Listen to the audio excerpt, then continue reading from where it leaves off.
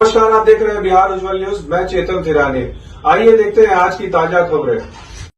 Patna PMCH में लगातार 2 दिनों से इमरजेंसी भी बंद है, ओपीडी तो बंद है ही, प्रसूति विभाग भी बंद है। इसको लेकर कल भी पत्रकार वहां अधीक्षक से मिलने का प्रयास किए, वो नहीं मिले। आज भी पत्रकारों का एक समूह जब उनसे मिलना चाह रहा था तो जब वो नहीं मिले तो हम लोग वहां पर खबर करने लगे, और खबर जब करने लगे तब उनके गुंडे गार्ड के द्वारा पत्रकारों को धक्का मुक्की कर, गाली गलौज कर, बेइज्जत करके वहां से भगा दिया गया। देखिए, भारतीय जनता पार्टी और एनडीए की सरकार में, नीतीश कुमार जी की सरकार में अफसर तो अब दूर की बात छोड़ दीजिए, जो हॉस्पिटल के प्रशासक हैं पीएमसीएच पटना मेडिकल कॉलेज में, वहाँ जो हालात हैं, अभी हड़ताल है।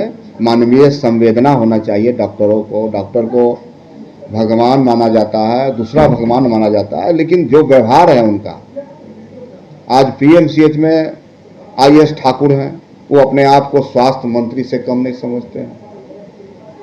यानी हम कह सकते हैं पूरी तरह से व्यवस्था चौपट है और सरकार आंख में पट्टी बांधे बैठी है। और जब जब मंगल पांडे जी इस बिहार के हेल्थ मिनिस्टर बनते हैं, स्वास्थ्य मंत्री बनते हैं, तो बिहार का अमंगल हो जाता है। अब लोग बेबस हैं, लाचार हैं, गरीब का शोषण हो रहा है, गरीब भटक रहे हैं।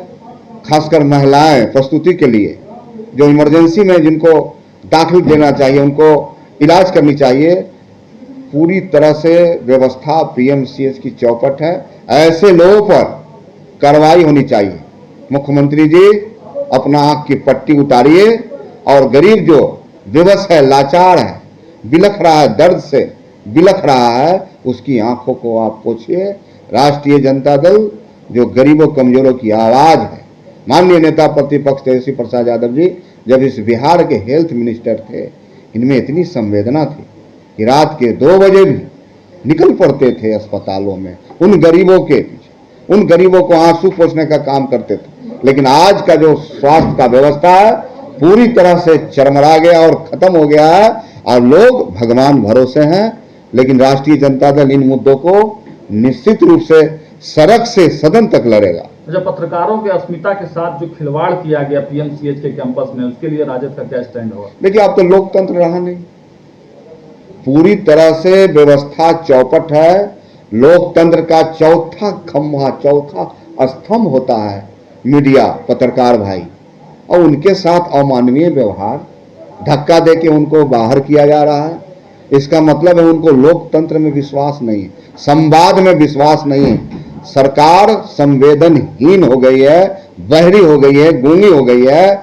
और उनके जो प्रशासक हैं, चाहे आईएएस अधिकारी हो, चाहे पटना मेडिकल कॉलेज के जो भी प्रशासक हैं, तमाम लोग सत्ते के नशे में चूर हैं। क्या इस्तीफा की भी मांग करेंगे आप लोग?